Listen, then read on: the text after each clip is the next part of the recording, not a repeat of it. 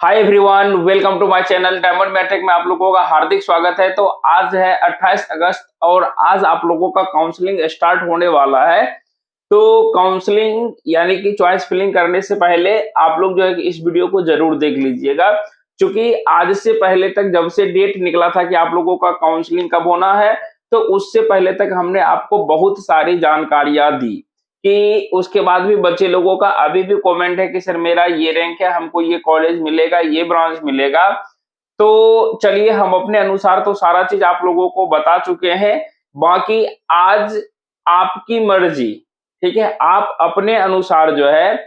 कि देख लीजिए, पहले जो है कि चॉइस फिल करने से पहले 100% सोच लीजिए कि आपको ब्रांच चेंज करना है या नहीं चेंज करना है।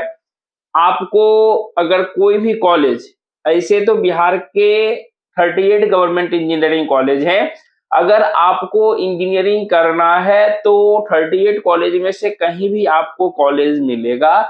तो ये सोच लीजिए कि आपको करना है या नहीं करना है। या ये देख लीजिए कि आप ये मन में सोचे होंगे कि हमारा जो नज़दीक में जो कॉलेज है वो कॉलेज मिलेगा तो हम करेंगे, अन्यथा नहीं करेंगे। वो आप लोगों के मन पे डिपेंड करता है कि आप लोग सोच लीजिए आपकी आर्थिक स्थिति क्या है, उस अनुसार से आप लोग सोच लीजिए। ऐसे भी आप लोगों के लिए जो है कि बेहतर तो बता ही दिए कि थोड़ा-सा दिक्कत होता है एडमिशन वगैरह, उसके बाद आप लोगों के लिए जो है कि लोन की व्यवस्था है, तो उसमें विद्यार्थी लोगों को जो है कि काफ़ी विद्यार्थी लोग जो है कि लोन लेके पढ़ाई करते हैं, ऐसा नहीं है कि छोड़ देते हैं। उसके बाद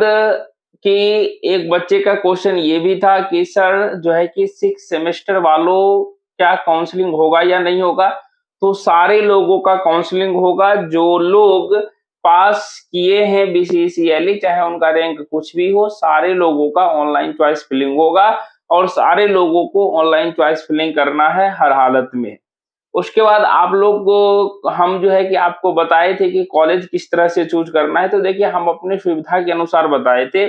कि आज से कुछ दिनों पहले तक जैसा कि मानिए कि हमने कटिहार चुना, तो एक्चुअली में होता क्या है कि जब आप नए जगह पे जाते हैं, तो वहाँ पे थोड़ा-सा लगता है स्टे करने के लिए कुछ सोचना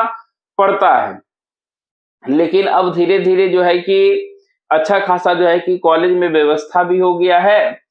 तो कहीं न कहीं आपको अब उतना सोचने की ज़रूरतें नहीं पड़ती है। लेकिन जब आप वहाँ पर नए बन के जाते हैं, जैसे अब आप एडमिशन लेने जाइएगा, तो किसी से जान-पहचान रहता नहीं है, कहाँ पे रुकना है, कहाँ क्या करना है, तो थोड़ा-सा दिक्कत का सामना करना पड़ता है। इसलिए आप लोगों को हम अपने अनुसार बताए थे कि आप लोग कॉलेज जो है कि आप अपने नियर में जो है कि नियर से स्टार्ट करिएगा, दूर तक देते जाइएगा। और एक चीज़ या ये ध्यान रखिएगा, बिहार के किसी भी इंजीनियरिंग कॉलेज से अगर आप डिग्री लेते हैं, चाहे वो भागलपुर कॉलेज हो, एमआईटी कॉलेज हो, किसी भी कॉलेज से अगर आप डिग्री लेते हैं, तो सारे डिग्री का वैल्यू जो है कि सेम रहेगा, मान सेम रहेगा।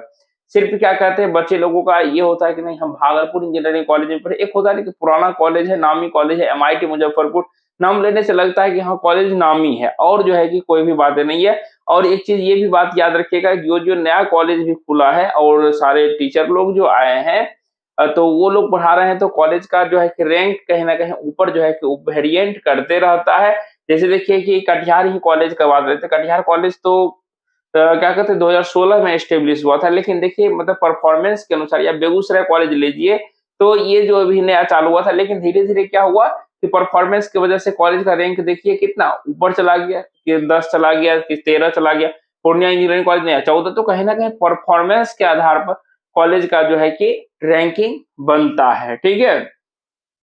तो इसलिए कोई भी कॉलेज आपको मिले, वहाँ कॉलेज में आपको ज़िंदगी भर तो बिताना नहीं है और आपको खुश होना है कि अगर नया कॉलेज मिलता है, तो नया कॉलेज में भी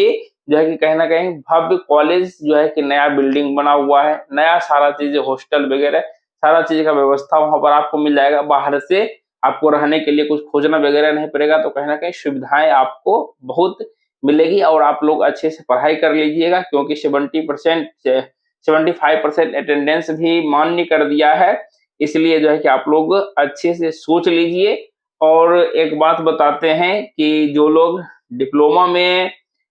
डबल ई से हैं या माने मैकेनिकल सिविल, तो वो अच्छे से सोच लीजिए कि उनके मन में एक ही बात चलता है कि आगे चल के स्कोप क्या है। तो देखिए हर एक क्षेत्र में हम शुरुआत से ही बताते आए हैं कि ज्यों-ज्यों डिग्री का लेवल कम होगा आपका, क्यों, तो वैकेंसी की संख्या ज़्यादा होगी और उसमें भीड़ की संख्या ज़्यादा होगी। इसलिए जो है कि जो-जो आप ऊपर लेवल पर जाते जाइएगा, आपका पोस्ट हाई रैंक का होते जाएगा, त्यों-त्यों जो है कि कंपनी यानी कि सीट कम होते जाएगा, भीड़ थोड़ा ज़्यादा रहेगा, ठीक है? इसलिए ये मत सोचिएगा कि कभी भी जो है कि जूनियर इंजीनियर का वैकेंसी लाखों में आ जाए या जो है कि मैकेनिकल का जो है कि ज़्यादा आ जाए, कहीं न कहीं वैकेंसी देता है, कम वैकेंसी आता है, वैकेंसी सारे विभाग में आते रहता है, तो बशर्ते हम लोगों को नॉलेज की कमी होती है या जो है कि कम वैकेंसी निकलता है, तो विद्यार्थी लोग जो है कि भरने की चाहत उतना नहीं रखते हैं, बशर्ते लेकिन अगर आप लोग एक चीज़ सोच लीजिए मन में कि हम बीटेक करेंगे और आपको मन में ये चीज़ चलना चाहिए कि हमें बीटेक लेवल पर ही जॉब लेना है, तो आप ज़्यादा इंटरेस्टेड रहिएगा और जो है कि कोशिश करके 100% मन में ये रखिएगा कि हमें बीटेक करने के साथ-साथ यानी जब आप बीटेक कर रहे होंगे तो साथ-साथ ही आपको क्योंकि थर्ड जो है कि आपको सेमेस्टर में एडमिशन लीजिएगा, त्यों से ही आप लोग गेट का प्रिपरेशन स्टार्ट कर दीजिएगा और जो है कि आपका फाइनल होते-होते गेट आप ज़रूर निकाल लीजिए। गेट अगर आप निकालते हैं, तो जो है तब जाके आपको बीटेक का लाभ मिल पाएगा, वो भी अच्छा रैंक से निकालते हैं, तो बीटेक करने का आपको बेनिफिट मिल पाएगा। इसलिए सारा चीज़ आप लोग सोच लीजिए। हाँ, एक चीज़ होता है कि नहीं सर हमें गेट का एग्ज़ाम देना है, तो आप अपने स्तर से भी पता कर लीजिए। जैसे हमें पता है कि इलेक्ट्रिकल, मैकेनिकल, सिविल, सीएस ये लोग जो है कि गेट का एग्ज़ाम देते हैं और ट्रिपल ई के बारे में भी सुने थे। तो इसमें से 2 ब्रांचेज़ एक इलेक्ट्रॉनिक्स और इलेक्ट्रिकल बढ़ जाता है, तो वहाँ पे आपको चूज़ करना पड़ता है कि इलेक्ट्रिकल लेना है या इलेक्ट्रॉनिक्स, ठीक है? लेकिन आप अपने स्तर से भी पता कर लीजिए। उसके बाद आप अच्छे तरह से बिल्कुल दिमाग को स्थिर कर लीजिए, थोड़ा वक़्त लगे। आप कॉलेज का टॉप 20 लिस्ट जो है कि वीडियो बना दिए हैं। एक लाइन से आप नाम लिख लीजिएगा जिस तरह से हम लिखे हैं। और उस तरीके से आपको कॉलेज चूज़ करना है। एक चीज़ सबसे बात हमको बुरा ये बात का लग रहा है बच्चे लोगों को, इतना समझाने के बाद भी वो जो है कि खुद से जो है ना कि काउंसलिंग करने बैठ गए हैं, कि उसमें से जनरल रैंक देख नहीं रहे कि यूआर में कितना रैंक आया है, सीधे कहते सर मेरा ईडब्ल्यूएस में इतना रैंक है, मेरा जो है कि सर कैटेगरी में ये रैंक है। भैया सबसे पहले आप अपने रैंक कार्ड के ऊपर ध्यान दीजिए, रैंक कार्ड में देखिए कि आपका रैंक जो है कि सबसे पहले यूआर से बना हुआ होगा, यानी अनरिजर्व कैटेगरी से बना हुआ होगा।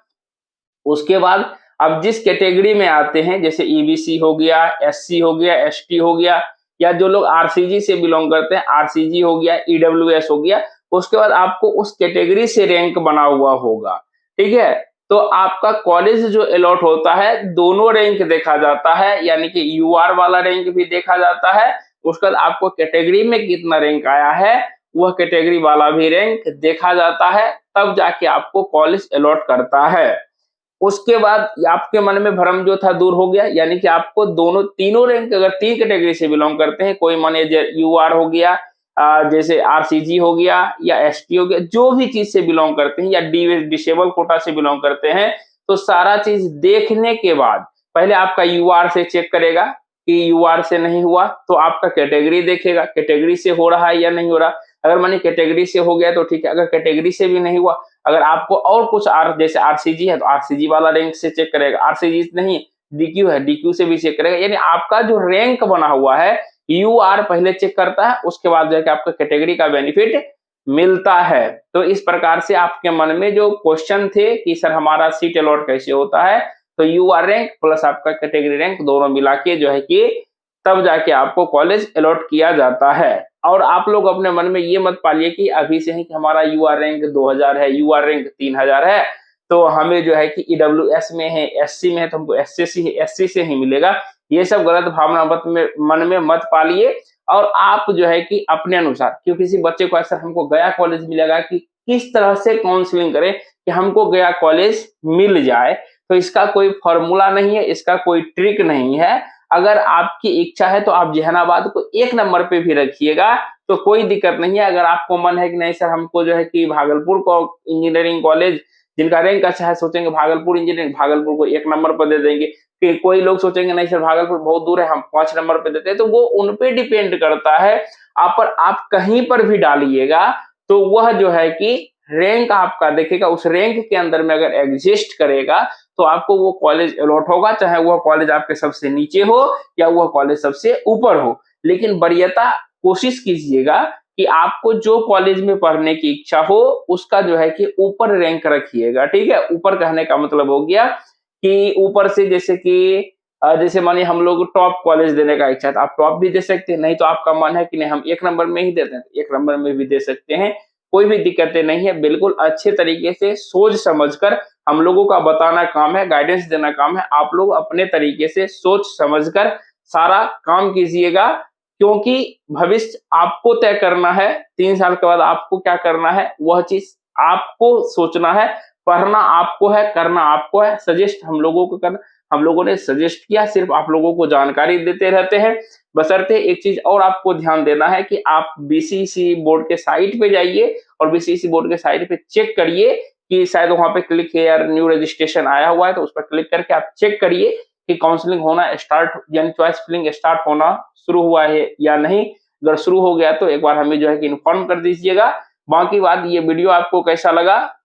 वीडियो अगर अच्छा लगा तो वीडियो को लाइक कीजिएगा और आप लोग चैनल पे नए तो सब्सक्राइब कर दीजिए, पैसा एक भी नहीं लगता है, ताकि हमें भी मोटिवेशन मिले और वीडियो को जितना हो सके लाइक कीजिए। जय हिंद, जय भारत।